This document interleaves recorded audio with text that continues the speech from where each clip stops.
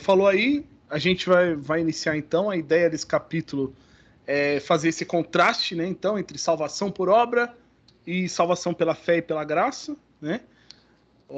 Paulo aqui tá argumentando Oi. Não, eu só dando uma introduçãozinha. A gente já ora e já lê aqui a palavra. Então, Paulo tá argumentando baseado nos capítulos anteriores, né, que enfatizam a ideia apenas de duas religiões no mundo. Não sei se isso ficou claro para os irmãos nesse sentido, né, que é fé e obras.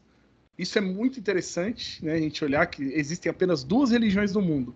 Uma religião aonde... terrível, vou buscar meu véu.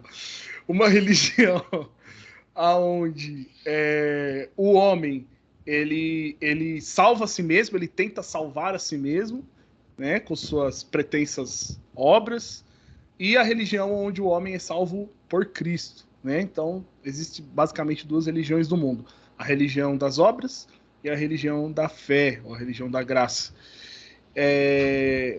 E também ele vem, né, falando, né, que Cristo veio para dar a maioridade aos herdeiros, maioridade no sentido da idade, né, aos herdeiros que eram guiados e admoestados pela lei. A gente vai entrar mais sobre isso no capítulo 11, e a gente vai ler hoje o capítulo 11 do livro, né? Mas a gente vai ler hoje o capítulo 4 de Gálatas, tá?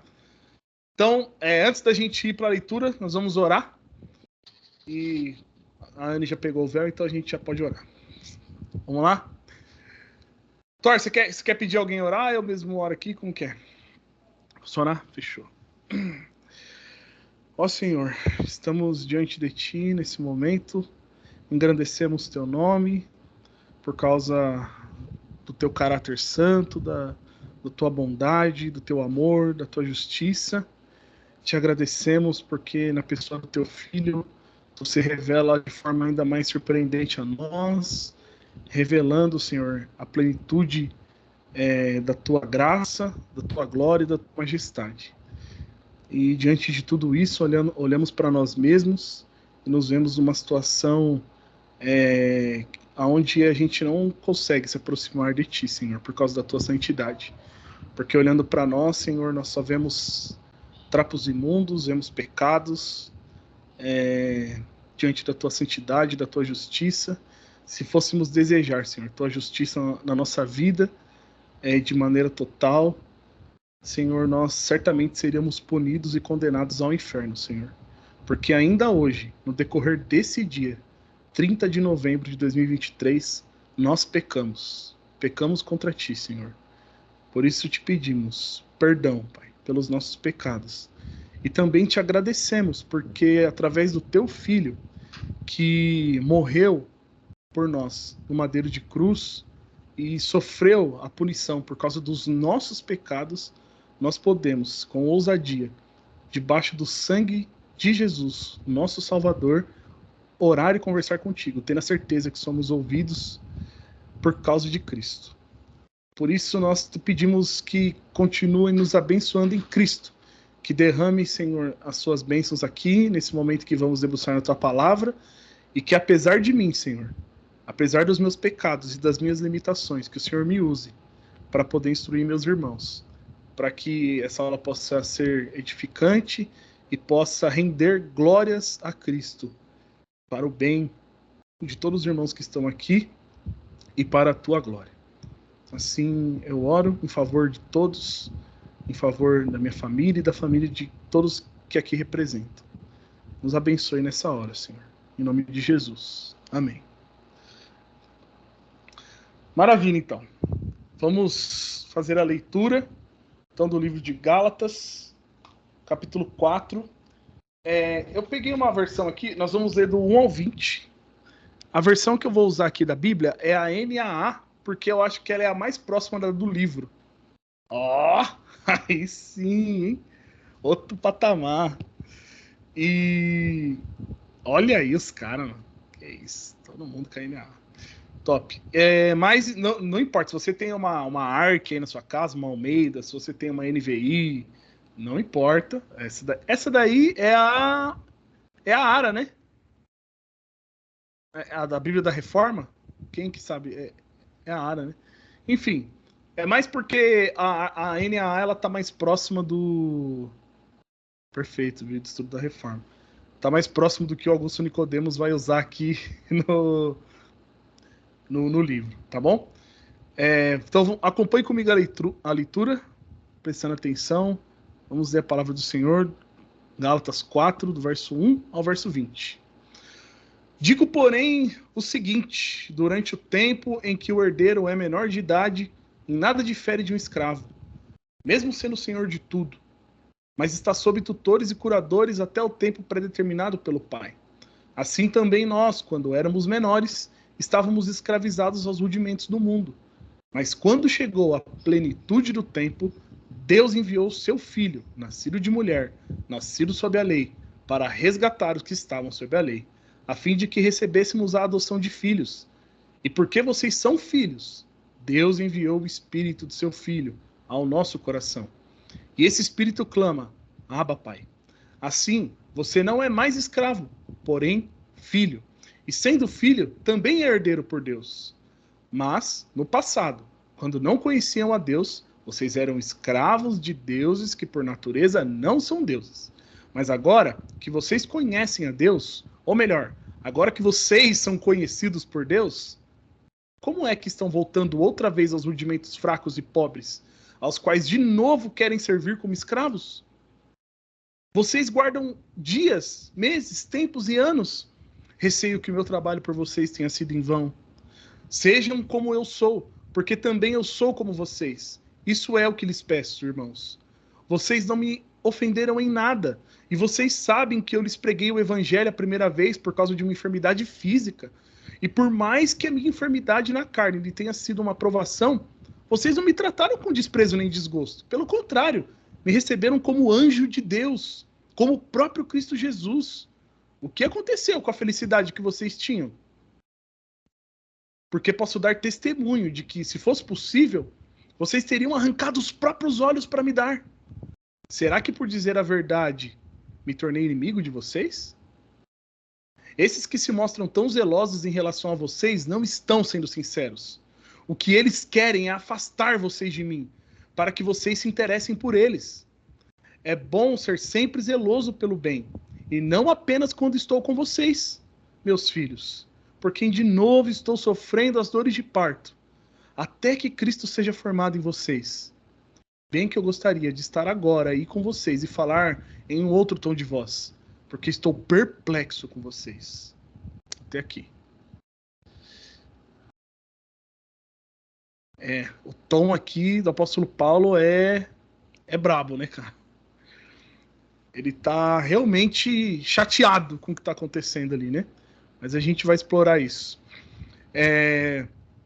Quando o apóstolo Paulo ele fala, ele se eu vos pego, tá? Ao mesmo tempo que ele tá chateado, ele tá triste, mas ele tá destilando amor por eles, né? Destilando é uma coisa incrível. Não sei se vocês conseguiram perceber isso pelo texto, né? Mas vamos lá. Deixar no modo avião aqui para não ficar recebendo mensagem. Quando ele fala sobre essa questão de ser guiado e admoestado ali no começo, durante o tempo em que o herdeiro é menor de idade, em nada difere de um escravo, mesmo sendo senhor de tudo, mas está sob tutores e curadores até o tempo pré-determinado pelo pai, esse termo aqui de tutores, tá? Ele vem da palavra pedagogos, do grego, que significa guia. E aqui a ideia é que a lei ela fazia justamente esse papel. A gente vai explorar um pouco mais sobre isso, mas basicamente tinha ali famílias antigamente, na época antiga ali de Paulo, que Paulo está escrevendo isso, aos Gálatas.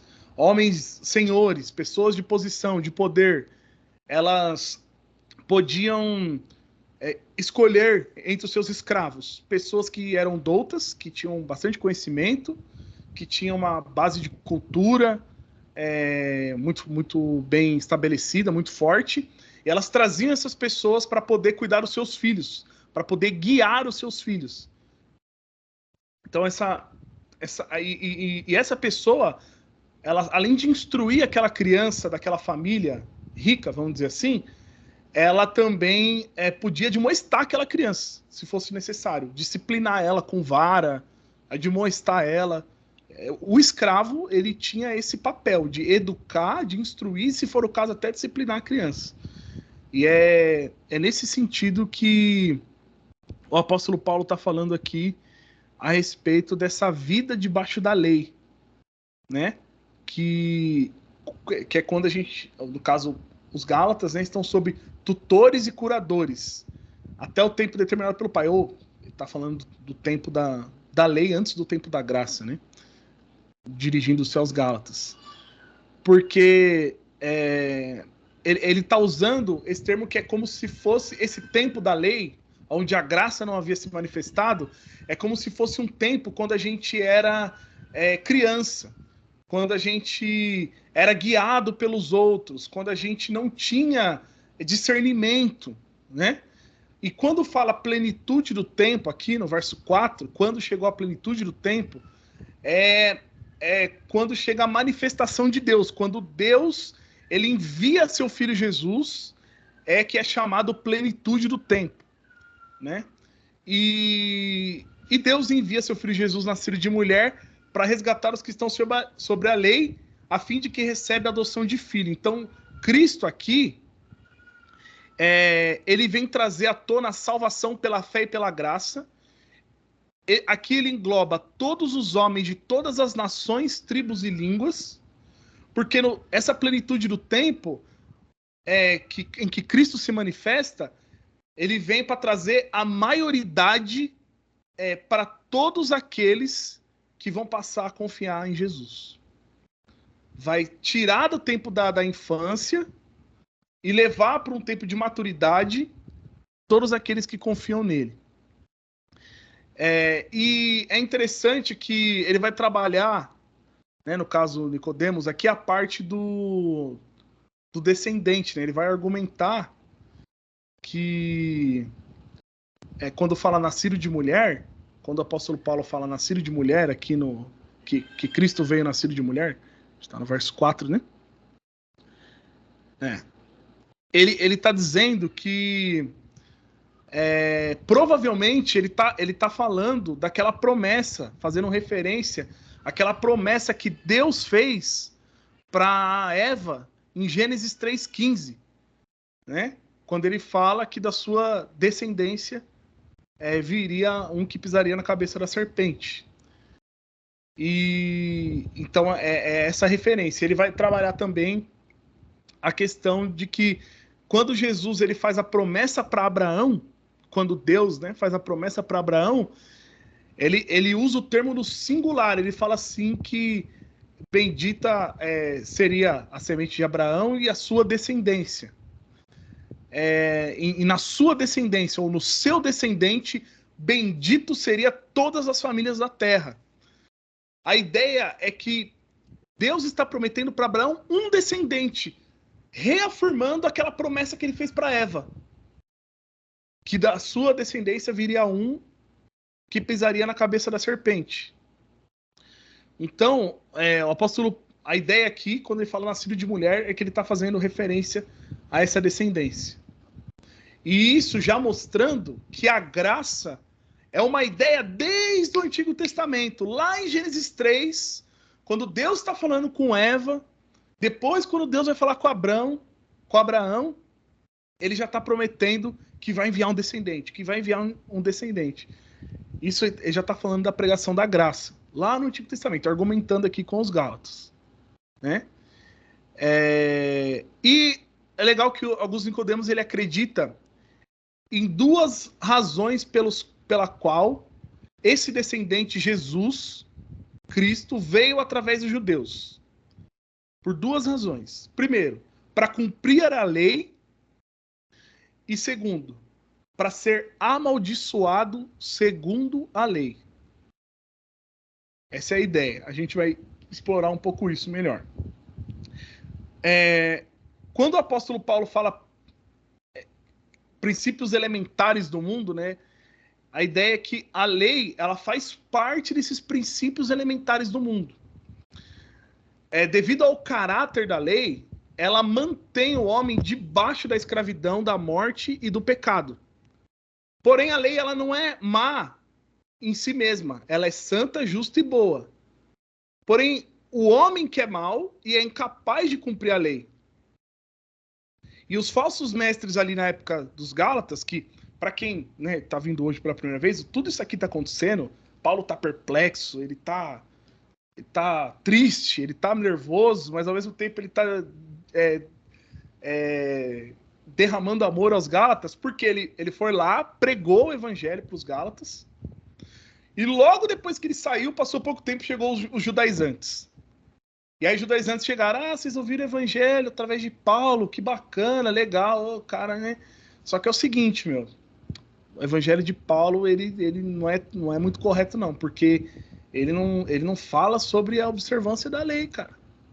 E aí eles começam a argumentar com os Gálatas que eles tinham que observar a lei, porque senão eles não iam chegar numa maturidade espiritual, né? E aí Paulo tá perplexo aqui, ele tá tipo, como assim? Vocês receberam o testemunho do verdadeiro evangelho da graça, e agora por causa dessas pessoas que estão aí no meio de vocês já estão se afastando, e aqui ele tá argumentando, né? Ele tá argumentando para eles que como que essa ideia ela é inconcebível. E aqui tem um exemplo muito massa no livro que eu já vou tratar aqui. Então, a ideia aqui é que esses falsos mestres, esses judaizantes, eles ensinam a seguir a lei, agravando a penalidade da lei. Então, é como se fosse assim, né? O Nicodemos dá um exemplo, um livro muito top. Ele fala, é como se você... Vou parafrasear ele aqui, vou pegar aqui alguém de exemplo. Elias, você tem filho, Elias? Como se Elias pegasse o filho dele, tá com tosse, filho de Elias, uma tosse que não passa, tal, aquela coisa, vamos pro hospital. Tomou remédio, às vezes não adianta, vamos pro hospital.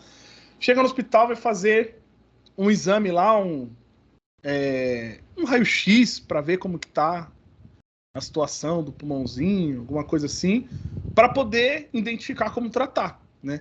Então você pega aquele raio-x ali, através do raio-x você vai conseguir ver se tem alguma coisa no pulmãozinho, tentar identificar alguma coisa para ver como tratar, para conseguir tratar então aquela situação.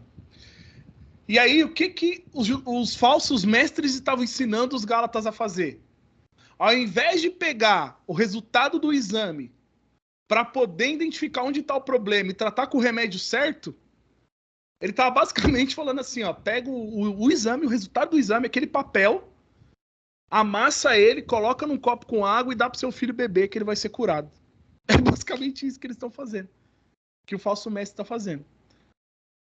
Quando a pessoa ela pega a lei de Deus, que tem esse papel de guia, tem esse papel de tutor, para mostrar que somos pecadores, para mostrar que somos incapazes de cumprir a lei, para mostrar o nosso estado caído, para deixar ainda mais claro a nossa situação.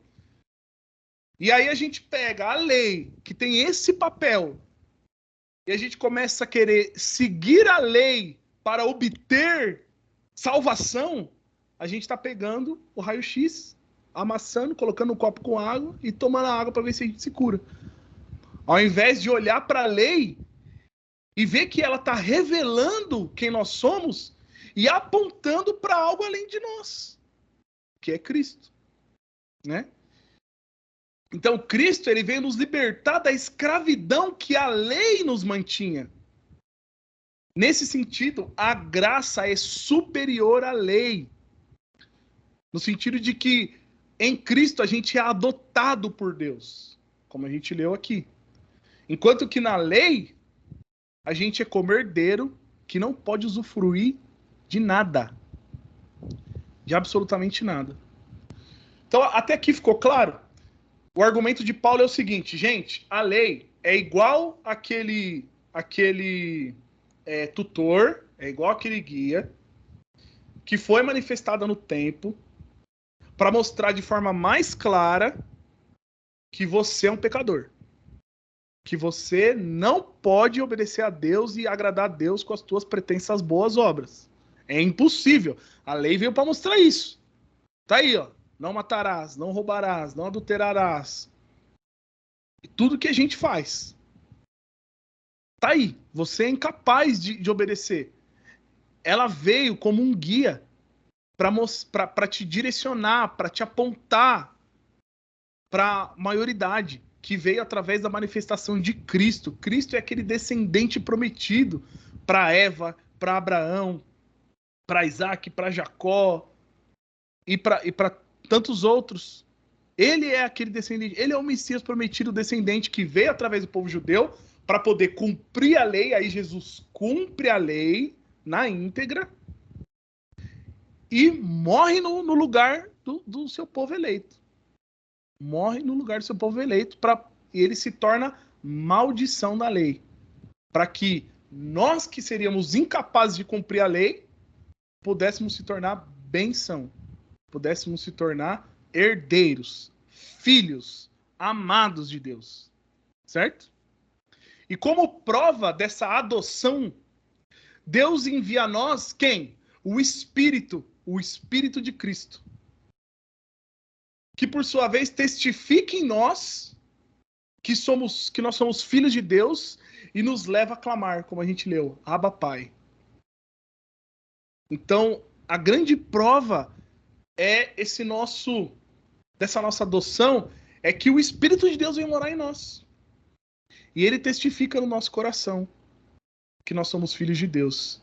E ele nos leva a buscar a Deus, a querer Deus, porque antes a gente não queria. A gente era incapaz de desejar Deus. Se a gente é capaz de desejar Deus hoje, é que certamente o Espírito já está trabalhando em nós, né? Já nos tirou da escravidão e está nos libertando. Isso é um aspecto importante também, né? Até compartilhei com a Adriana esses dias um vídeo do Hernandes Dias Lopes explicando esse processo, né? Cristo, né, Deus em Cristo, né? E através do Espírito Santo, ele nos salvou da condenação, nos salvou da escravidão do pecado, e ele, ao mesmo tempo, está nos salvando. No tempo, ele está nos salvando. É como se no cosmos ele nos salvou e no tempo ele está nos salvando. E no fim dos tempos, ele nos salvará. É basicamente isso. É um paradoxo, é um pouco...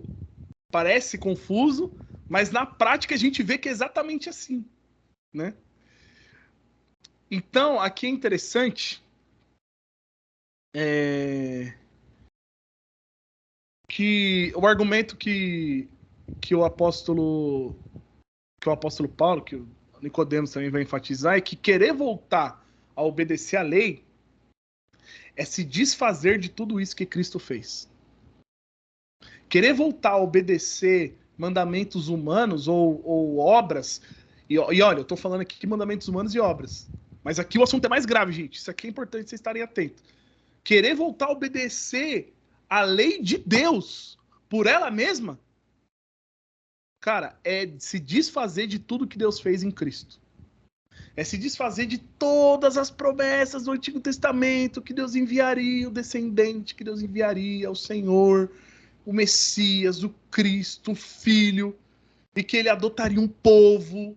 É pegar todas essas promessas que Deus falou através de Jeremias, de Isaías, de Ezequiel, dos Salmos, dos reis, dos profetas, e falar, Deus está falando besteira, ele não sabe o que ele falou. Querer obedecer à lei judaica é se desfazer completamente da palavra de Deus. É isso que Paulo está argumentando aqui. Imagina como que Paulo está nervoso nessa hora. E Paulo, ele usa termos no singular para comunicar com cada um dos Gálatas, como a gente pode perceber aqui. Ele quer mostrar a diferença da transformação da vida antiga para a vida atual dos Gálatas, que eram pagãos. Eles adotavam e serviam falsos deuses. Olha só. Ele vai falar aqui, ó. Mas no passado, quando não conheciam a Deus, verso 8, vocês eram escravos de deuses que por natureza não são deuses. Mas agora que vocês conhecem a Deus, ou melhor, agora que vocês são conhecidos por Deus, como é que estão voltando outra vez aos rudimentos fracos e pobres? Olha o termo que ele usa. Rudimentos fracos e pobres, aos quais de novo querem servir como escravos. Vocês guardam dias, meses, tempos e anos. Receio que meu trabalho por vocês tenha sido em vão. Cara, ele foi lá, dedicou tempo, derramou a saúde dele ali, ele estava doente, né? Ele relata quando ele estava lá no meio deles. Pregou o evangelho da graça, pregou a verdade e os camaradas estão querendo viver na lei. E ele tá usando uma comunicação bem direta com eles aqui, para poder mostrar a indignação dele, como é incoerente essa postura deles, né? Como que não tem sentido. Eles adotavam e eles serviam a falsos deuses. E pelo fato do verdadeiro Deus ter se revelado aos Gálatas em Cristo, por intermédio da pregação de Paulo, Paulo fica surpreso e perplexo com o fato de saber que alguns deles já estavam seguindo o calendário judaico. Gente, alguns deles já estavam seguindo o calendário judaico. E possivelmente alguns deles já estavam até guardando o sábado. Tipo assim, eles já estavam pra lá de Bagdá. Cara, pensa quando essa informação chegou até Paulo. Como que ele não deve ter ficado? Às vezes o camarada era gentil, servia lá. Fala um deus da galáxia aí, alguém sabe? Thor? A galáxia ficava onde? Na Turquia? Ficava naquela região? Ficava onde? Tô com a boca cheia, velho. A galáxia hoje é Turquia, né? Artemis, né? Deus Artemis era forte lá na época, né? Só para trazer a comparação, eu acredito que a deusa Artemis era uma divindade lá na época. Que o apóstolo Paulo tá Cara, falando aqui. eu não sei, não. Eu tenho quase certeza que eu tinha um calendário aqui que mostrava as maravilhas do mundo antigo, tinha os templos lá na Turquia. Tinha um templo lá na Turquia que eu acho que era da deusa Artemis, que eles adoravam. Entre outros. Eram pagãos, né? Acho que alguém comentou aí. Deixa eu ver se tem alguém me ajudando aí. Nosso ex-cooperador do ensinamento na igreja semana passada que a salvação era por obras. Putz. Em resposta, eu criei essa frase. Salvação por obras é o evangelho falso que o apóstolo Paulo começou a combater. Exatamente, Anne. Obrigado aí pelo comentário. Opa! Me perdi aqui, gente. Fui ver o comentário da Anne e me perdi. Vocês estão me ouvindo? Oi. Estamos te ouvindo. Tá. Legal, ela comentou do Jair ainda não. O Thor comentou isso aí. Então, assim, imagina, os camarada, eles estavam lá servindo a deus Artemis, deuses pagãos. Aí, eles conhecem o verdadeiro evangelho através do ministério do apóstolo Paulo, conhece Cristo somente como o único salvador. Aí eles estão pegando e eles estão agora, por causa dos falsos mestres que estão lá no meio deles, esses caras devem ter uma lábia muito top, esses judaizantes, cara. Estão lá no meio deles. Por causa desses caras, eles começam agora a seguir cerimônias da lei. Estão guardando o sábado, Elias. Estão seguindo o calendário judaico. Os caras não tinham nada a ver, eles não eram nem judeu. Tinha gente aí não se circuncidar.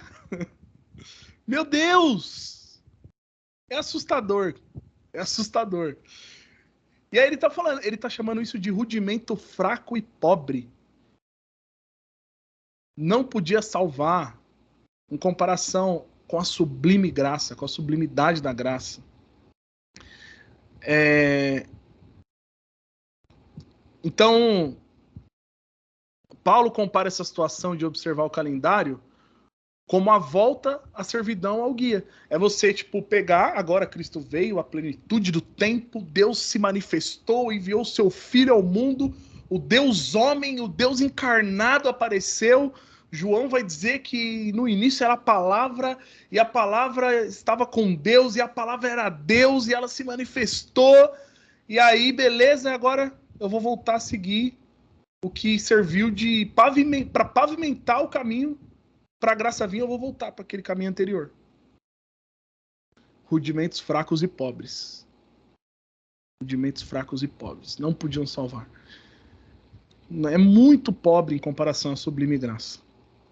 Então, Paulo está comparando a vida de servidão a deuses pagãos pelos gentios aos judeus que queriam voltar a seguir a servidão da lei.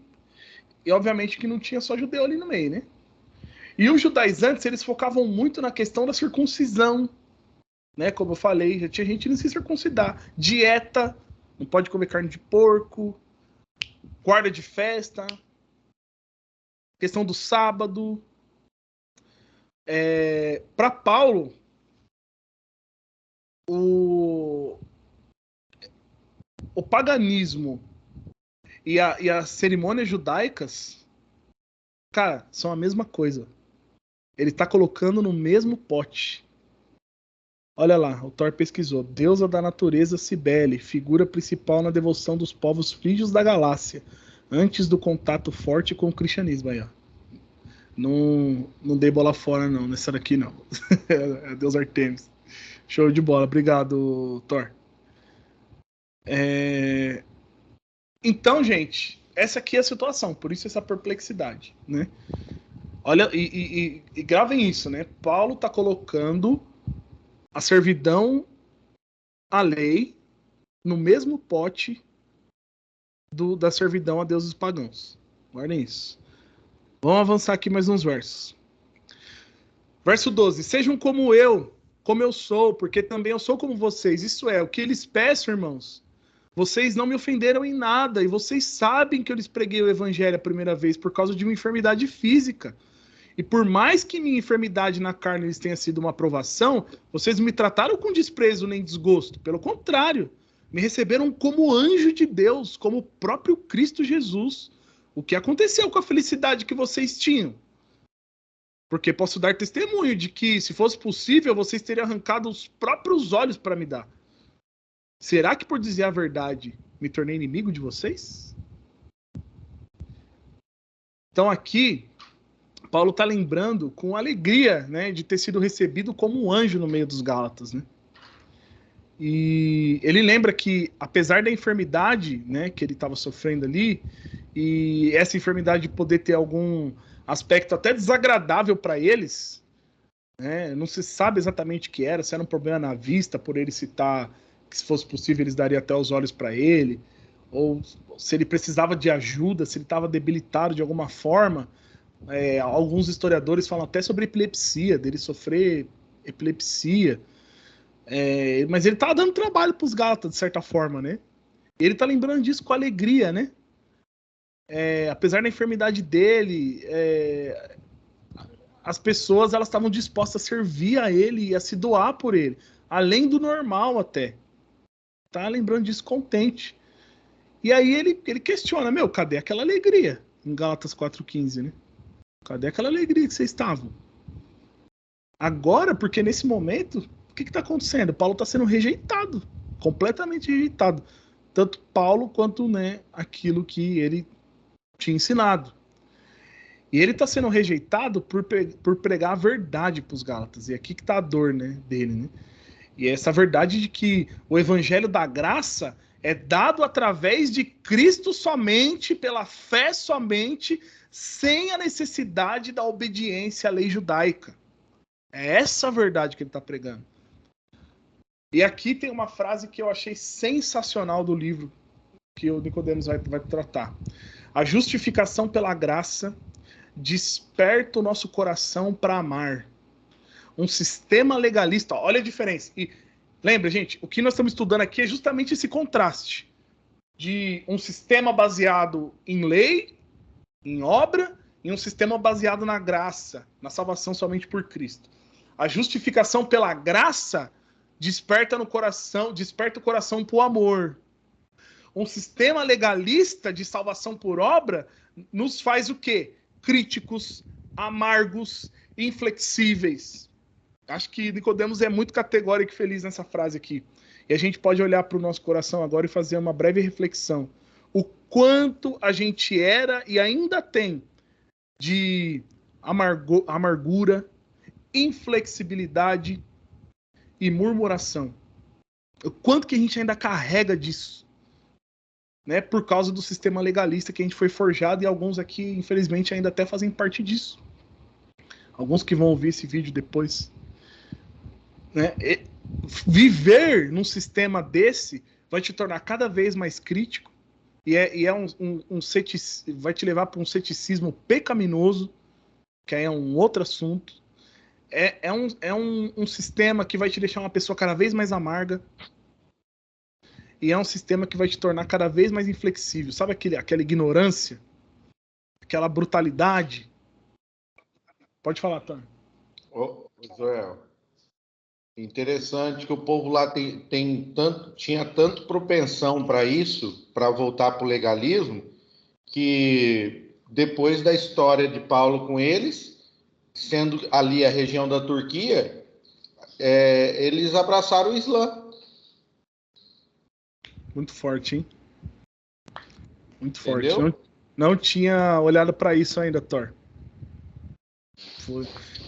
Realmente. E foi o quê? Uns 600 anos depois de Cristo, né? 700, né? Não foi muito distante, não. Eles ficavam coçando para ter alguma coisa para se apegar no legalismo. Na hora que Maomé falou que o anjo Gabriel falou com ele, pronto, achamos a religião certa. Pronto. Terrível. Não é fácil não, gente. Meditem sobre isso. Né? Essa questão desse sistema legalista. E olha, cara, isso que o Thor trouxe também, a gente pode olhar aí pro que está acontecendo no mundo, né? Pô, não são pessoas amargas e inflexíveis muitos desses radicais religiosos que estão fazendo atrocidades, que já fizeram muitas delas? Cara, é muito forte. Isso daí, o legalismo, cara, num nível mais denso, ele gera pecados terríveis, depois que ele rompe uma certa barreira. E em nome da justiça, da verdade, né? Eu ouvi dizer, né? Não chegou até a mim isso, não chegou nem próximo. Eu ouvi dizer que alguns dos meus líderes, se pudessem, até me matariam na época que eu saí, né? Preferiam, isso sim, né? Preferiam me ver morto num caixão do que sem meu ministério e longe da graça. A gente vai abordar um pouco mais sobre isso aqui, porque Paulo vai tocar nesse assunto também. Mas o que Paulo ele enfatiza aqui é o poder transformador do evangelho em detrimento às obras da lei para transformar o coração. O Senhor nos manda ser alegres, Filipenses, e a gente vive murmurando por pouca coisa, é verdade. Não sei quem comentou aqui porque está como usuário convidado, mas infelizmente é verdade. Então, gente, o que Paulo tá falando para a gente enfatizar, apesar dessa dureza de viver no legalismo, ele tá falando, como o amigo aqui falou, né? Que está em Filipenses, né? Em Filipenses. Para a gente olhar para o poder transformador do evangelho e para a transformação que o evangelho causa no coração, nos tornando o quê? Nos tornando amorosos, nos tornando humildes, fazendo com que as virtudes do Senhor, as riquezas da sua graça, as suas bênçãos brotem no nosso coração. Com os frutos do Espírito, né? A gente vai chamar de frutos do Espírito, que vai ser abordado também mais para frente. Vamos ler do 17 ao 20, para a gente ir caminhando para o fim. Esses que se mostram tão zelosos, verso 17, Paulo está falando, em relação a vocês, não estão sendo sinceros. O que eles querem é afastar vocês de mim, para que vocês se interessem por eles. É bom ser sempre zeloso pelo bem, e não apenas quando estou com vocês. Meus filhos, por quem de novo estou sofrendo dores de parto, até que Cristo seja formado em vocês. Verso 20. Bem que eu gostaria de estar agora aí com vocês e falar em outro tom de voz, porque eu estou perplexo com vocês. Os falsos mestres, eles se faziam de preocupado com o povo. Mas, na verdade, eles queriam afastar o povo de Paulo para ganhar o coração deles, porém com falsa piedade. Irmãos, falsos mestres, eles não se preocupam de verdade com o seu estado espiritual ou com a sua salvação eterna. Se assim fosse, eles não iam perseguir a verdade. Uma pessoa que olha para outra que está saindo de uma seita e fala que era melhor ver ela num caixão e ver ela morta do que fora daquele sistema legalista, não, essa pessoa não está preocupada com a salvação do próximo. Ela está preocupada com outra coisa. Porque se ela tivesse realmente preocupada com a salvação eterna das pessoas, elas não perseguiriam a verdade, elas seriam a favor da verdade. E os falsos mestres, eu não estou falando só de CCB, apesar de a gente estar aqui numa turma, muitos ex-CCB, se não todos. Existem seitas terríveis por aí, gente. Neopentecostais. Sistemas terríveis que... E tudo isso que a gente está falando aqui, né, a dureza que um sistema legalista gera, a gente vê inúmeros casos em diversas seitas que acreditam na salvação por obra, que acreditam num tipo de evangelho, muitas das vezes libertino, mas que você tem que ter a cobertura espiritual do teu líder, porque senão você não é abençoado e tudo mais. Pô, isso aí na intensidade, na constância, cara, gera abuso de poder, abuso de autoridade, abuso até sexual e diversas outras coisas, né? E muito motivado também não pelo poder, pelo domínio, mas também de uma forma mercenária, como Paulo vai denunciar aqui, esses falsos mestres, né? Com um fim lucrativo, né? E aí, gente, eu queria que vocês refletissem também um pouco sobre isso. Quantas vezes pessoas vêm até nós aparentemente desejando nosso bem? Ô, irmão, não abandona dessa graça. Ô, irmão, santo Deus, isso aqui é o caminho da salvação. Será que a pessoa está realmente interessada no seu estado espiritual e na sua salvação eterna? Essa pessoa que te aborda dessa forma, será que ela realmente está interessada nisso? Porque se ela está interessada nisso, por que ela não abre o coração e o ouvido para a verdade? É isso que Paulo está falando aqui para os Gálatas. Por que ela não abre o ouvido e o coração para o verdadeiro evangelho? Já que ela está tão interessada na salvação eterna da sua alma. É hipocrisia. Ele vai chamar isso de falsa piedade. Tem aparência de bondade, de piedade, mas é falso.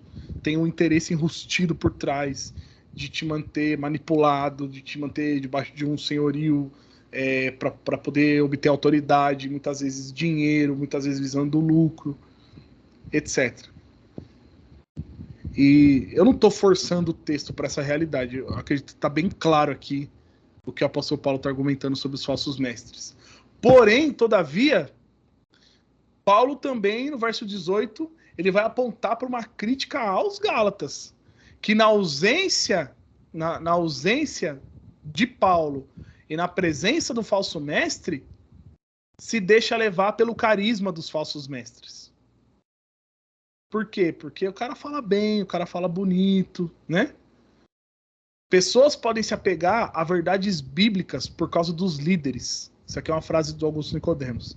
Contudo, quando estão sozinhas ou na presença de falsos líderes, se afastam da verdade. Vou repetir. Pessoas podem se apegar a verdades bíblicas por causa dos líderes. Contudo, quando estão sozinhas ou na presença de falsos líderes, se afastam da verdade. E alguns gálatas estavam fazendo isso. Aí o meu confronto para você aqui hoje. Você tem feito isso? Paulo vai acusar pessoas que fazem isso de inconstante. Se você é um cara na frente do Thor, que está falando do evangelho para você, se você é um cara na frente da pessoa que pregou o evangelho para você, ou do seu pastor e tal, mas aí quando o pessoal da seita vai visitar você na tua casa, ou quando você recebe uma ligação, ou quando alguém entra em contato com você, você logo se molda às verdades falsas do legalismo, você é um inconstante. É um confronto direto do livro para você. Você é um inconstante. Mas a gente vai ver como tratar isso. E como que a gente vai tratar a inconstância? Paulo vai exortar a não ser inconstante, mas sim zelar pela verdade. Sempre as escrituras, quando ela vem nos confrontar, ela não simplesmente confronta o nosso pecado e é isso aí. Te deixa aí num limbo, sem caminho. E principalmente o apóstolo Paulo faz isso muito bem, né? Principalmente em Efésios a gente vê muito essa dinâmica. Ele aponta o problema e aponta a solução. Aponta o problema e aponta a solução. Se você não tem firmeza na fé, se você ainda não tem lá aquela certeza da tua salvação, que o evangelho da graça te recebeu, e você se vê balançado quando o ancião te chama, quando o cooperador te liga, ou quando um falso mestre entra em contato com você, você ainda se vê meio balançado, isso é inconstância. E aí, qual que é a exortação para você? Não seja inconstante, mas zele pela verdade. Ame a verdade. Busque a verdade. É isso que Paulo está falando aqui. A Anne está digitando aqui, depois eu vou ler, vou seguir. E sempre, Paulo, nas suas cartas, sempre puxa a orelha do leitor, né? Para a racionalidade, né, Joel? Ele sempre corta a questão do emocionalismo, cuidado com o emocionalismo, né? Em Romanos lá também ele fala, né, do culto racional, não vos conformeis com esse mundo, seja racional, não entra na onda não, né? Mas transformai-vos pela renovação da vossa mente. Então, quando a gente está de frente com um falso mestre, se a gente não for racional, meu amigo, cuidado, hein? Ele te engole, esquece. Os caras são ninja. O Ezequiel falou assim, eu tenho uma mistura de raiva e tristeza quando isso acontece. Alguém do ministério me liga. É fogo, né, cara? O amor de Paulo pelos Gálatas, em detrimento aos falsos mestres, é mostrado em Gálatas 4,19. Quando ele vai falar aqui, ó, meus filhos, né? Ele fala com todo aquele carinho. Lembra o apóstolo João, né? Na epístola, filhinhos, né? Meus filhos, por quem de novo estou sofrendo dores de parto, até que Cristo seja formado em vocês. Ele cita esse mesmo tipo essa forma de amor em 1 Tessalonicenses 2,7, em 1 Coríntios também, 4,15, e em Filemão 10. Não vai dar tempo da gente passar aqui, mas o que Paulo está fazendo aqui, ele está ilustrando. Isso aqui eu achei belíssimo, belíssimo. Ele está ilustrando Cristo crescendo em nós como um bebê no ventre de uma mãe grávida. Paulo está mostrando preocupação de um aborto por parte dos Gálatas. Esse é o motivo da tristeza de Paulo. Ele está vendo que há uma grande possibilidade de haver um aborto. É por isso que ele está perplexo, é por isso que ele está enfático. Ele está vendo isso diante dos olhos dele. Então Paulo traz o entendimento de que o crescimento e a firmeza se dá no entendimento sólido da doutrina da justificação pela fé e não por obras. Corroborando com o que o Thor acabou de comentar. É através de mergulhar na palavra de Deus, se saturar na palavra de Deus, no evangelho, no verdadeiro conhecimento do evangelho, que vai vir essa firmeza, que vai vir essa maturidade, que vai vir esse entendimento renovado pela doutrina da justificação pela fé e não por obras. Você ainda tem dúvidas sobre isso? Você ainda tem dúvidas que a salvação é somente pela graça, mediante a fé? Ou você acha que ainda necessita da participação humana, das obras? Se você ainda tem dúvidas sobre isso, meu conselho para você é: mergulhe no Evangelho. Assista às aulas anteriores aqui, que falam, continue participando aqui dessa turma. Aquele livro do Paul Washer, o Evangelho de Jesus Cristo, leia ele de novo. É muito rico, é bem curtinho, 30 páginas. Confronte o teu coração com aquelas perguntas que ele faz no capítulo que ele fala sobre arrependimento e sobre fé. Debruce no Evangelho. Ouça pregações que falem da centralidade da cruz, para que a sua mente seja fortalecida pela certeza da salvação, a certeza da doutrina da justificação pela fé e não por obras. Se caso você ainda tenha dúvidas. E conte com irmãos, né? Conte com irmãos bíblicos para poder orar por você, com você e te ajudar nisso daí. Isso, amados, para Paulo é o cenário de uma grande tragédia. É o cenário da possibilidade de ter trabalhado em vão. Por isso que ele traz essa urgência e essa ênfase firme nas palavras dele, né? Uma grande tragédia. Ir lá, trabalhar, plantar o verdadeiro evangelho e agora ver um povo se desviando para seguir calendário judaico. Finalizando aqui, né, para a gente ir para a conclusão, em Gálatas, esses versos finais aqui de 17 a 20, Paulo vai fazer um contraste do que ele ensinava com o que os falsos mestres ensinavam, mostrando que a motivação dele, isso aqui que está a chave. Qual que é a motivação de Paulo? Levar as pessoas a Cristo. Um pastor piedoso, um pastor bíblico, um irmão piedoso, um irmão bíblico, um amigo piedoso, um pai piedoso, uma esposa piedosa, um vizinho piedoso, a motivação dele vai ser te levar a Cristo. Enquanto de falsos mestres, vai ser poder e dinheiro, basicamente. Poder e dinheiro. E aí eu já falei aqui sobre isso, não quero voltar nesse assunto, mas acho que ficou claro, né? Alguma dúvida até aqui? Pergunta, vocês queiram fazer, pode abrir o microfone e perguntar. A gente vai para a conclusão agora. Tem 3 pontos aqui de conclusão, que eu gosto sempre de, né, trazer um confronto para nós, que serve para mim também, para a gente poder meditar e colocar diante do Senhor. Dúvidas, comentários? Ezequiel, Natália, Anne, Kim, Adriano, Thor, Elias, Bruno, Ticiana. Eu tenho uma dúvida só, mas não é relacionada ao que você falou hoje. Posso perguntar? Então pode fazer no final, então, que aí eu vou para a conclusão e aí a gente já abre para essa dúvida aí, pode ser? Fechou. Que aí a gente mata esse assunto aqui. Mais alguém? Dúvidas sobre o que nós estamos falando aqui? Então, beleza, vamos para a conclusão. 3 aplicações. Primeiro, cuidado com o evangelho plausível. Quem aqui já ouviu falar desse termo, evangelho plausível? Levanta a mão. Alguém? A minha fonte é meu evangelista aqui da igreja. Ele é o evangelista, ele está estudando sobre... Estava, né, estudando sobre isso, agora ele está no seminário para ser pastor. Ele me ensinou um pouco sobre isso, né? Que é quando o evangelho se torna plausível. O evangelho plausível é quando você é um cara que é um legalista, que estava numa seita, ou você é um ateu, ou você é uma pessoa alheia ao evangelho, e você escuta o evangelho.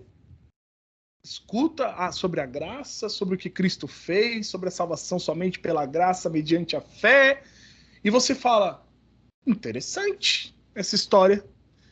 Igual tem uma história que a gente brinca aqui, né? O cooperador lá do Paraná, que era cooperador do Fernando, do canal Caminho de Damasco, ele veio questionar o Fernando algumas coisas, que ele estava estudando a Bíblia, tal, não sei o que. O Fernando foi, no final do culto, e pregou o evangelho pro cooperador dele. Aí o cooperador dele falou pros porteiros, pros diáconos, irmão, aqui. Vem aqui ouvir a historinha bonitinha que o Fernando tá contando pra mim. É o evangelho plausível. O evangelho se tornou plausível pro cara. Era uma coisa que ele não fazia ideia, que agora ele... Olha, interessante. Mas aquilo caiu no coração? Transformou? Não. Tornou plausível. Cuidado com o evangelho plausível. Você pode estar sendo vítima do evangelho plausível. Né? Nós somos tutelados ainda como escravo da lei? Ou já recebemos plenamente a graça da salvação? Essa é a pergunta que você tem que se fazer. Você está sendo tutelado ainda como escravo da lei? Ou você já recebeu plenamente a graça da salvação?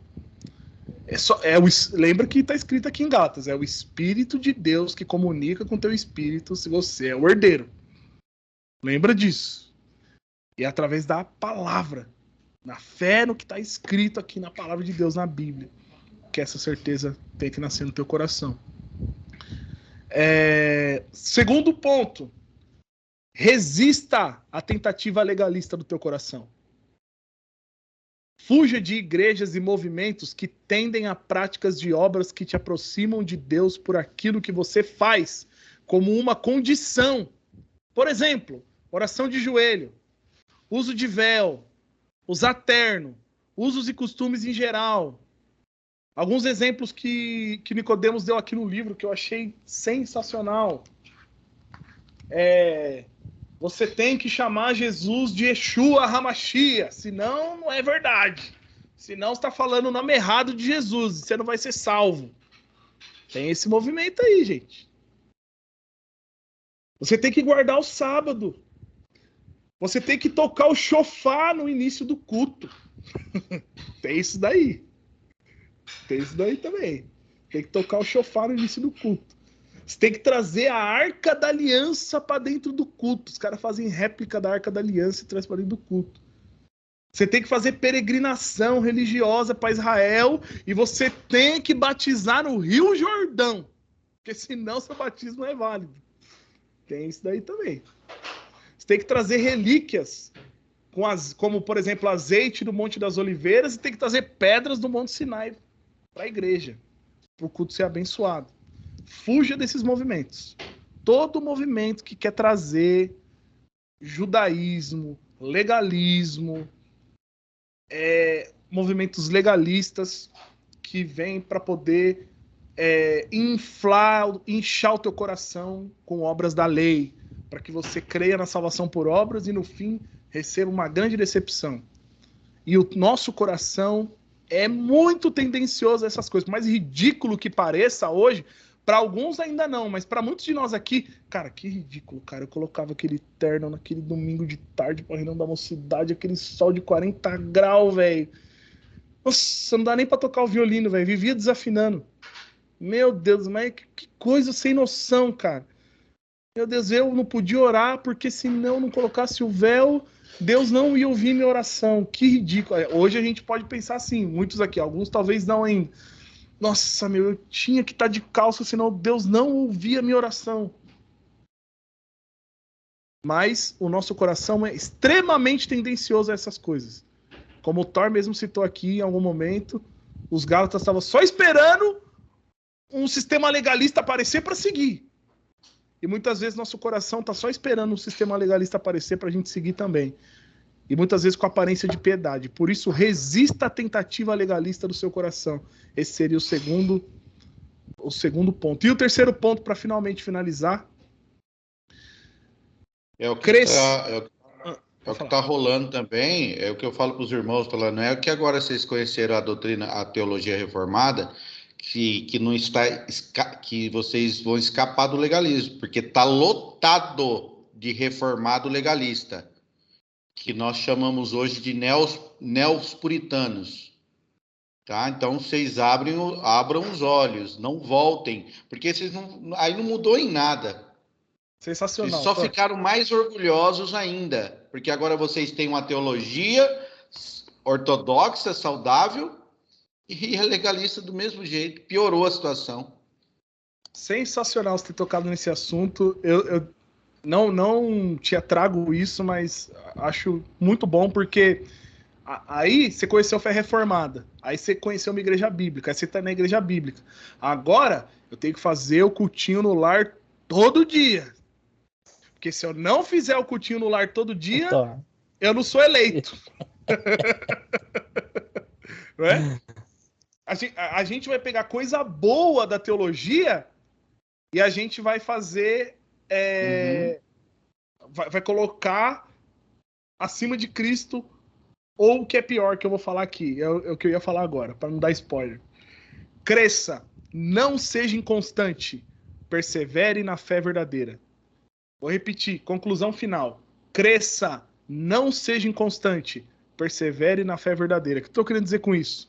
A gente é tentado sempre a acrescentar algo à fé, que a gente estava falando aqui.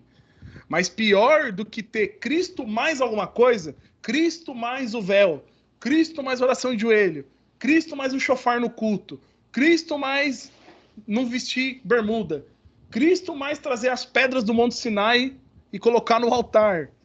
Pior do que isso, Cristo mais a guarda do sábado, é ter Cristo e algo ao lado. Isso é pesado, cara. Cristo e algo ao lado. Não, porque esses irmãos que não faz culto no lar não são crente, não. Não, porque esses irmãos aí que... Pô, faltou 2 cultos aí no ano, aí no domingo, cara. Domingo é o dia do Senhor, cara. Que isso? O cara é um ímpio, esse cara. É isso que você vai ouvir no meio reformado. Né? Então, e aí que tá o perigo. Calma aí. Então, a gente vai voltar à salvação por obra. Você vendo como é bem mais sutil, porque agora tem a teologia. E realmente, o domingo é o dia do Senhor. Realmente, é o dia mais importante para nós da semana. O culto é o momento mais importante do domingo. A pregação da palavra é o momento mais importante do culto. O culto no lar é extremamente importante, é vital para a vida da família. Mas e aí, eu vou colocar isso acima de Cristo? Não, reformado jamais vai fazer isso, porque ele manja de teologia. Você acha que ele vai colocar isso acima de Cristo? Mas ele coloca ao lado. E aí, se ele não está fazendo essas coisas de forma diligente, ou se alguém que ele conhece não está fazendo isso de forma diligente, esse cara já não é mais cristão. Esse cara já não é mais eleito. Esse cara já não é mais salvo. E aonde está o evangelho da graça?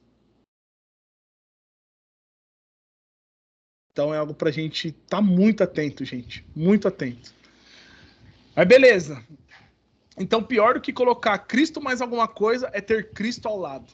Nada deve estar acima ou ao lado de Cristo em nossa vida. Não ancore sua fé em coisas e nem em pessoas, e nem em líderes, e nem em mestres, e nem em pastores. Analise seu coração. Busque aonde você tem ancorado sua fé. Se arrependa dos seus pecados e derrame suas ansiedades e as suas mazelas na cruz de Cristo. Peça a Deus para que antes de enxergar o pecado alheio, o pecado do outro, o pecado do seu irmão, ele o faça você ver o seu próprio pecado, para que você seja encontrado nele e para que a tua confiança esteja somente em Cristo. E aqui eu finalizo, Thor.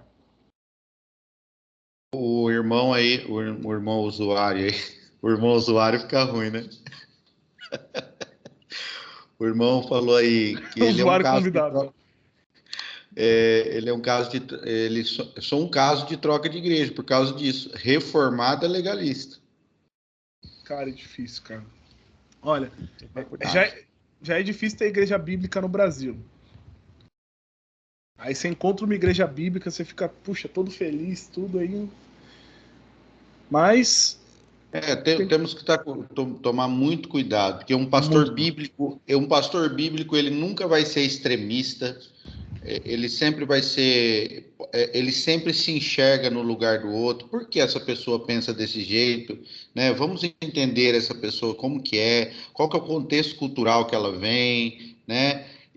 Não fica o pau. Igreja bíblica não é também assim, o pau que dá em Chico, dá em Francisco, não. Tem que analisar cada situação. Exato. Um pastor bíblico não vai ficar bravo se você questionar a pregação dele. Uhum. Muito pelo contrário, Numa igreja bíblica, é um aglomerado de pecadores que foram salvos pela graça de Deus. Então, a gente tem que entender que há problemas na igreja. A gente tem que entender uma coisa muito importante, que quando Cristo... usuário convidado, fala seu nome aí para nós, para a gente parar de chamar de usuário convidado. Uma coisa que a gente tem que entender: quando Deus nos introduz numa igreja bíblica, na igreja de Cristo, né, numa igreja verdadeira, nós passamos a receber dons de Deus, ou a manifestar os dons que Deus nos deu. E esses dons não são aqueles... É o Celso, olha aí, ó. Ei, Celso. Pior que eu conheço o caso agora, e agora veio à tona tudo. Assim. Igual quando plugo o USB, assim, pum! E aí o que acontece? Até perdi o fio da meada aqui. Ah, meu Deus do céu. Lembrei. Você, quando você entra numa igreja bíblica, que Cristo te coloca, ele te dá dons, ou muitas vezes manifesta, né, dons, não de falar em língua, nem de profetado, nada disso, mas geralmente você vai enxergar os problemas da igreja através da ótica do dom que Deus te deu. E Deus está te chamando para se envolver naquele problema. Nossa, esses irmãos do som aqui, você é louco, olha. A música alta pra caramba aqui. Os slides, o pessoal não passa direito. Tudo errado aqui. Eu sou esse. Cara, Deus tá te chamando pra se envolver nessa parada, velho. Pai, eu vivo envolvido nisso. É isso. Entendeu? Então, slide que não sai direito. Puxa vida, mano. Eu não vejo o pessoal se envolvendo aqui nos trabalhos sociais, dos atendimentos com os pobres. O pessoal quase não comenta, não sei o quê. Quem que é os irmãos que tá se envolvendo com isso daí? É o presbítero fulano, diácono ciclano, e você? O que você tá fazendo? Você vai ficar só murmurando? Felipe, que é do podcast, viu, Natália? Enfim, irmãos. Espero que tenha abençoado vocês, conteúdo como tem abençoado a mim também. Elias, comenta lá. Mas também tem o outro lado. Tem o outro lado também. Que a gente saímos do legalismo, e aí quando a gente sai, todo mundo fala que é o caminho largo. Né? É o caminho largo. Esse é o problema. A gente também não pode ir pro extremo do largo também. Porque você, tipo assim, se você sair, não, aí eu vou fazer uma tatuagem, vou pintar o cabelo, eu vou usar bermuda, sabe? Tipo assim, eu vou fazer o que eu quero, que me deu na vontade. Você já também não tá pregando o evangelho da mesma forma. Na verdade, isso é um tipo de legalismo também, inverso, porque aí você quer provar para os outros que você é liberto, que você é livre, né? Então você está querendo impor. Tudo que você quer impor é legalismo. Aí você não pode... Você tem que ficar ali. Você também não vai ir pro extremo do legalismo cristão, mas também não vai do legalismo mundano também, né? Você tem que ponderar o que você pode e o que não pode, né? Sempre Paulo fala, né? Ouve, né? Experimenta, vê se aquilo é bom, se vai trazer resultado, se não vai escandalizar seu irmão, né? Enfim. Por isso que nós temos que tomar cuidado também, porque às vezes a gente, quando chega novo numa igreja, quer convidar todo mundo, quer se envolver com tudo. E às vezes você está vivendo aquele tempo de querer socar a sua liberdade na cara dos outros, algum irmão pode escandalizar. Então, tomar cuidado também. Eu quando fui para essa igreja o Ezequiel quer falar. Calma. Fala aí, Elias, conclui. Quando eu fui para essa igreja aqui, né, que eu tô, né, é uma presbiteriana, tá? O Thor conhece, ele viu, entrou no Instagram deles lá. É uma igreja muito boa. Primeira presbiteriana que pratica imersão. Imersão. Interessante. O pastor fala que ele faz a critério do freguês. Se quiser imersão, faz. Se quiser aspersão, faz. O importante é Cristo. Na época, na época da Reforma, tinha igrejas que os elementos da ceia, né, ficavam sempre presentes no culto, todo culto, né? Ou a mesa, pelo menos, não o pão e o vinho. E tinha lá o tanque batismal para imersão e para aspersão dentro da igreja. Vendo? Na época da Reforma. Mas enfim, fala aí, você ia falar. Então, acho que eu também pouco me perdi também, mas assim, a igreja é muito boa, sabe? Assim, quando a gente chegou lá, aí minha esposa já falou, não, eu vou servir, eu vou me candidatar para ser voluntário. Eu falei assim, eu não. Eu, por enquanto, eu tô de boa. Porque eu fiz tanto na CCB, cara. Cara, você não tem noção. Eu era. Eu tenho um pouco, vai. Era instrutor de música, fazia parte da construção aqui, fazia parte da administração, sabe? Assoviava e chupava cana ao mesmo tempo, cara. Eu falei, não, cara, eu vou ficar de boa. Você estava granjeando os talentos, servo. Você estava almejando os galardão. Aí eu falei, cara, sabe de uma coisa? Eu vou ficar no meu cantinho. Na igreja tem 800 membros, tem muita gente, pode ser. Quando eu tiver desafogado, assim, que tiver mais tranquilo, aí eu vou querer alguma coisa, tal, tentar me envolver em alguma coisa lá. Mas por enquanto eu tô só, sabe? Recebendo ali, na boa, ouvindo a palavra, louvando a Deus, sabe? E pronto, vou pra minha casa, sem assim, ter aquela consciência pesada. Ah, eu deveria estar fazendo. Não. Consciência limpa, sabe? Eu te compreendo. Quando eu saí muito traumatizado, né, da CCB com o ministério. Também servi muito. E aí eu fui numa metodista antes de vir para São Paulo. Tava lá no Rio Grande do Sul. Aí no primeiro dia que eu fui, o pastor foi cumprimentar minha esposa. Ela falou: minha esposa estamos aqui visitando, que a gente era da CCB, ele era líder de jovens lá. E a gente saiu, estamos procurando uma igreja. Aí o pastor já regalou o olho e veio: rapaz, tô querendo começar um ministério com os jovens aqui ano que vem. E tal. Eu falei assim, meu querido, nunca mais eu voltei naquela igreja. A Nai foi sozinha outras vezes. Eu nunca mais pisei lá. Só que aqui é o seguinte. Pode falar, Thor. Não, tem um irmãozinho que falou comigo que não congregou mais na igreja lá, que é do lado da casa dele, porque aconteceu isso. O cara assustou ele, entendeu? Não, você era músico? Não, porque eu tô precisando de gente aqui no primeiro dia, gente. Pelo amor de Deus, tenha juízo. Aqui o pessoal é um pouco mais conservador, tanto é que o catecúmenos aqui dura 1 ano, a classe, né? Algumas presbiterianas é bem menor, 3 meses, 6 meses, né? E aí, tipo assim, deu um ano que eu tava aqui, aí também, começaram. Sem eu pedir, pastor, pega o desenho das crianças, não tem nada a você fazer, vai arrumar os desenhos para as crianças, vai me ajudar aqui com o material. E começaram a socar coisa. Até que eu fui percebendo que tinha mais essa parada da recepção e tal. Eu falei, gente, eu quero ajudar na recepção, já que não tem jeito, né? Então estamos aqui ajudando essa parte. Ezequiel, perdoa aí, filho. Falamos demais já. Só uma pergunta que eu tenho, uma dúvida que eu tenho, que aperta meu coração bastante. É sobre oração.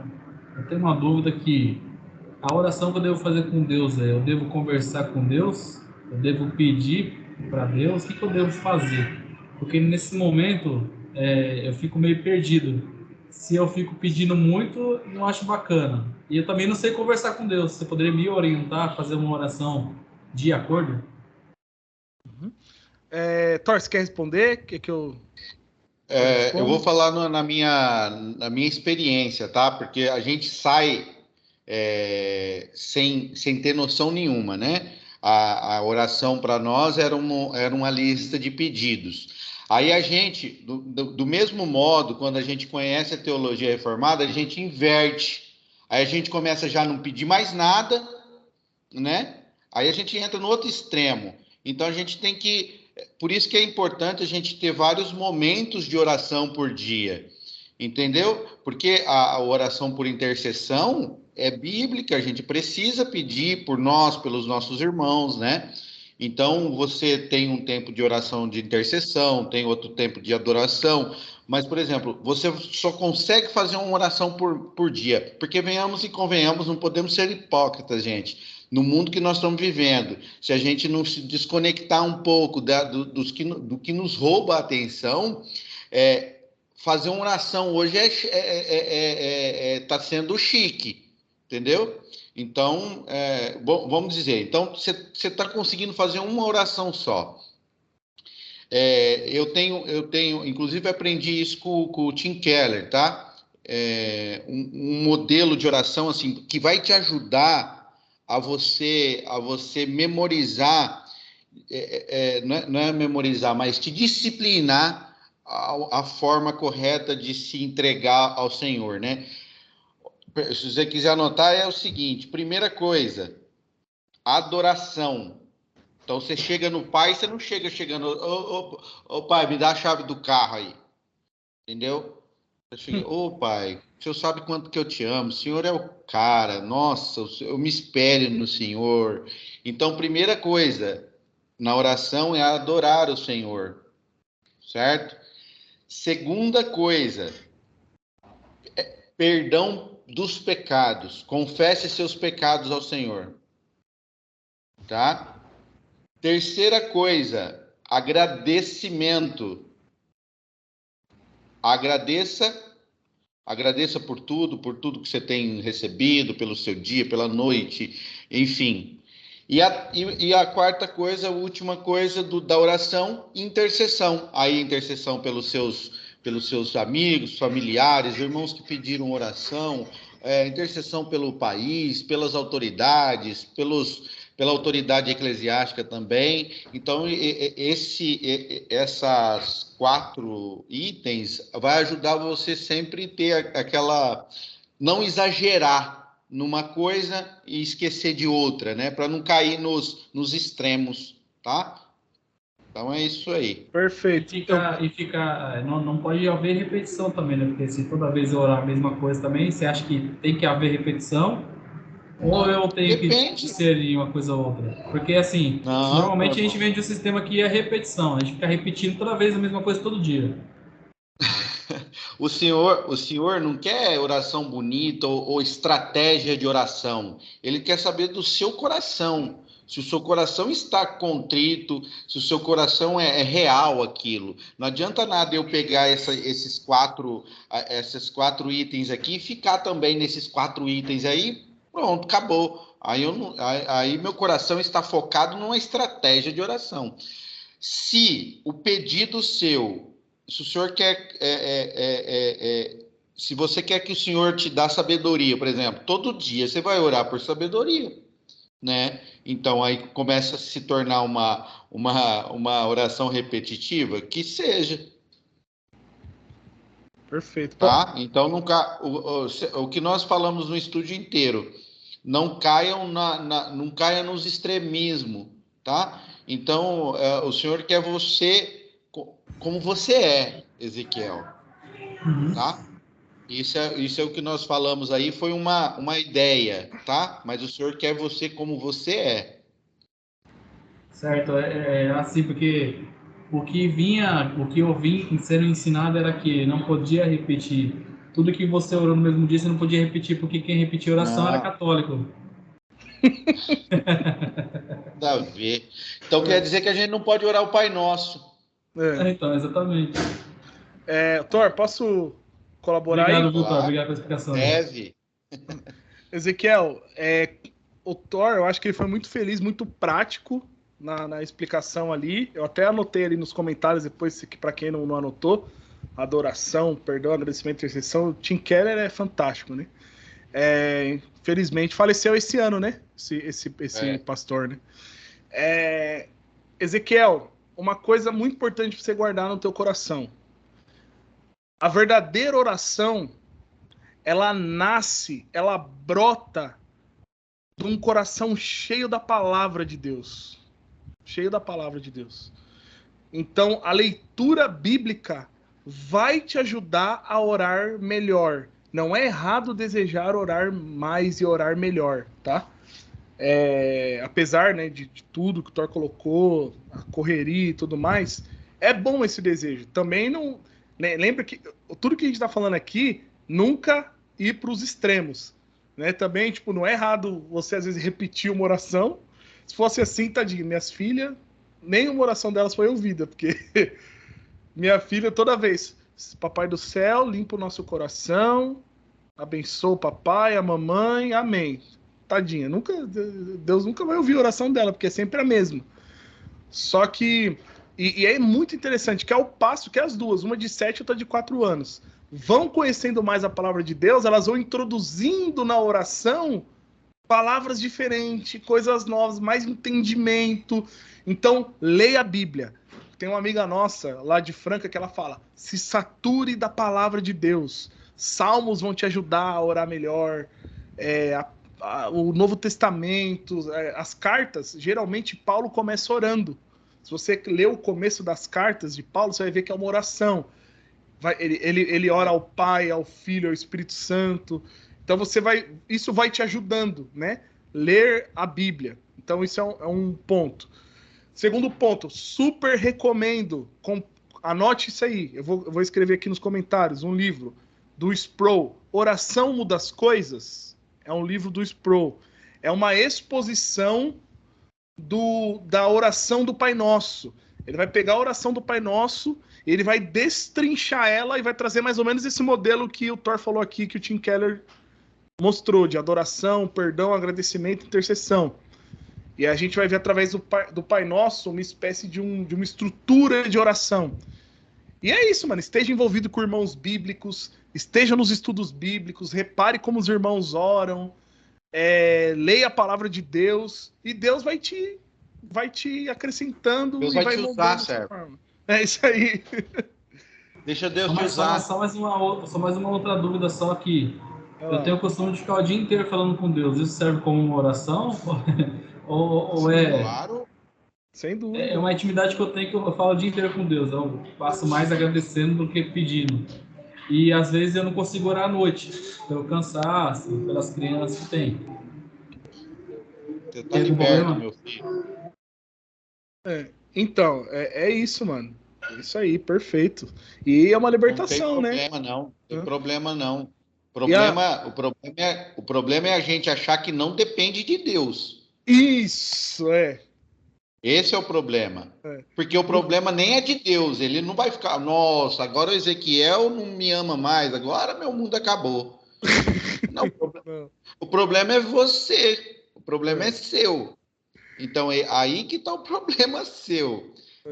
Se você esquecer da dependência de Deus, mas tipo assim, ô Senhor, eu queria falar mais com o Senhor, não para que você me ame mais, mas eu quero falar mais com o Senhor. Aumentar o relacionamento, a comunhão. Né? Isso, entendimento, né? Porque agora no início a gente busca muito essa questão. Inclusive, Ezequiel, você nos deu aqui um norte que eu estava buscando do Senhor, assim, o que nós vamos falar para os ex-CCBs, né? E eu acho que um estudo em oração a respeito do livro do Tim Keller seria maravilhoso, viu, Joel? Vai colocando vai colocando suas barbas de molho aí. Se for para eu falar, eu prefiro falar do Sproul. A oração muda as coisas. Sproul? Então dá para fazer gente uma dobradinha, né? Falar dos dois. Top. Cara, a Anne mandou bala aqui nos comentários, mandou divisão em 5 momentos, bem completo. Quem tiver acesso aos comentários aí, muito top. Obrigado, Anne, por compartilhar. Mandou uns vídeos do Paulo Júnior aqui. Tem até um dele orando assim, ó. Cara, assim. Esse aí é top. Ezequiel, aproveita aí, mano. Muito obrigado pela sua dúvida, viu, Ezequiel? Abençoou todo mundo aqui. Abençoe. Brunão, vai lá, Brunão. Bruno Camargo, tá com a mão erguida ali. Tá igual Moisés, já cansado já. Fala, pessoal. Graça e paz, hein? Então, na verdade, eu ia fazer um comentário só, baseado nisso que o Thor falou.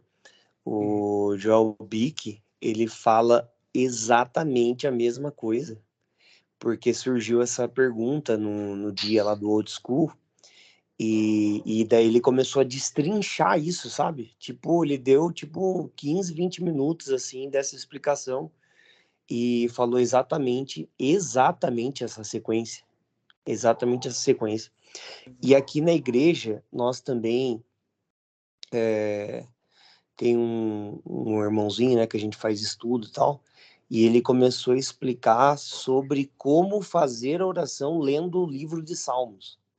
E eu também achei sensacional, assim, tipo, várias vezes em casa, assim, eu fico, tipo, começa uma oração, só que, tipo, lendo, por exemplo, os Salmos 90, algum salmo, entendeu? E é muito legal você ler os Salmos e ver que aquilo é uma oração. É muito, muito interessante isso, assim, e isso realmente cai naquilo que você falou, João. Da facilidade de você ir orando, né? As demais vezes aquilo vai facilitando sua vida ali. Porque é muito estranho, eu não sei a igreja de vocês, mas por exemplo, você pega lá, eu nunca tinha visto isso, né? Uma oração de adoração. Daí, tipo assim, 5 minutos de oração, a pessoa orando, e tipo, ele não pede nada, ele ao mesmo tempo não pede nada e também não agradece nada, e também não... Cara, quando eu cheguei e vi aquilo ali, eu falei, meu, como que esse cara consegue orar 5 minutos? Daí, tipo assim, daí levantava lá o filho do pastor, lá, 13 anos de idade, o cara, uma oração de adoração. Meu, tipo assim, eu falei, meu, eu nunca tinha ouvido uma palavra na congregação, questão de 1 hora. Eu nunca tinha ouvido um conteúdo de uma oração de um menino da presbiteriana de 5 anos equivale na verdade, equivale a nada da congregação. Se o cara entrar e ouvir uma oração de adoração e ir embora, o cara já tá no lucro, já. Absurdo. Aliás, eu até ia falar isso para vocês, baseado na pergunta do nosso amigo aí. Uma coisa legal também de oração seria vocês falarem, quando tiver esse estudo da oração, por exemplo, vamos falar só da oração de contrição, vamos falar só da oração de adoração, vamos falar só da oração tal, vamos falar só da oração tal, porque, cara, me pediram para orar na igreja a primeira vez, aí, né, domingo. Cara do céu, porque você já levanta para orar assim, cabreiro, né, porque você 25 anos orando de um jeito. Daí você fala, meu, tipo, é muito diferente, né? Dá aquele baque na cabeça, né? É muito diferente. Seria um negócio legal. Até se você pudesse dar um spoiler aí, Joel ou Thor, não sei quem, falar um pouquinho de cada oração aí. É isso aí, valeu. Sim. Valeu, Brunão. Até eu procuro, né, quando tá em estudo, assim, esse tipo de coisa, até de uma forma didática mesmo, usar esse quadrante, né? O quadrante da metanarrativa, né? Da cosmovisão. Criação, queda, redenção e consumação, né? Então, a história é estruturada de maneira que a gente, por Deus, enxerga as coisas no mundo através desse quadrante. Deus criou todas as coisas, o mundo caiu em pecado, veio a redenção em Cristo e agora a gente espera a sua vinda. E várias histórias são pautadas nessa estrutura. Então, geralmente, quando eu vou orar, eu sempre tenho em mente essa metanarrativa para poder, através da criação, engrandecer a Deus, adoração, por aquilo que Ele é, por aquilo que Ele fez, pela tua misericórdia. Na criação, a gente vê o cuidado de Deus para conosco, desde uma manutenção de uma saúde, do ar que a gente respira, até o alimento que vem na mesa, do trabalho, de tudo a gente vê Deus, através da criação, cuidando e sustentando todas as coisas. Porém, veio a queda. E por causa da queda, apesar disso, eu peco, eu ofendo a Deus, enfim, aí eu me derramo, eu peço perdão por isso e tal. Mas eu posso me alegrar, porque tem a redenção. Então, em Cristo, eu sou redimido, eu sou aceito, eu sou filho, eu sou amado, e agora eu também posso amar, agora eu também posso adorar, agora eu também posso glorificar, e agora eu aguardo a vinda do Senhor e desejo com que esse reino também avance na vida dos meus irmãos. Aí entra a questão de intercessão. Então, nesse quadrante, você consegue colocar tudo dentro de um negócio só. né? Porém, na igreja, por causa da liturgia, existe essa separação. Então, durante a liturgia, geralmente existe a oração da adoração, a primeira, geralmente é assim, né? Os irmãos corrigem se eu estiver errado.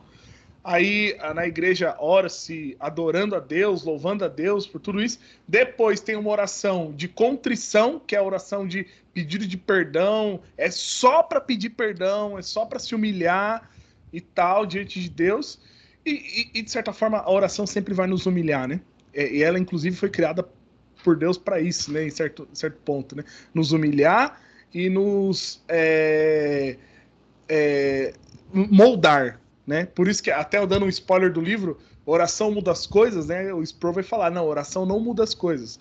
A oração, ela molda quem está orando, né? Ela está ali para moldar quem está orando, porque você se coloca numa situação de humilhação diante de Deus. Então, no culto, geralmente sim, oração de adoração, depois uma de contrição e depois uma oração de pedido mesmo, né? Para Deus abrir nosso coração para ouvir a palavra e nos abençoar. Basicamente isso. Não sei se era isso que você estava imaginando, Bruno. E o que está tudo linkado ao conhecimento de Deus, né? Inclusive, indico aí o livro do irmão Celso, a qual nos dá a honra de estar aqui conosco. Muito bom. Porque como que se você vai orar... Porque as orações que a gente fazia não eram orações bíblicas? Porque a gente não sabia nem para quem estava orando. Né? Então, se você não conhece Deus, se você não conhece a palavra...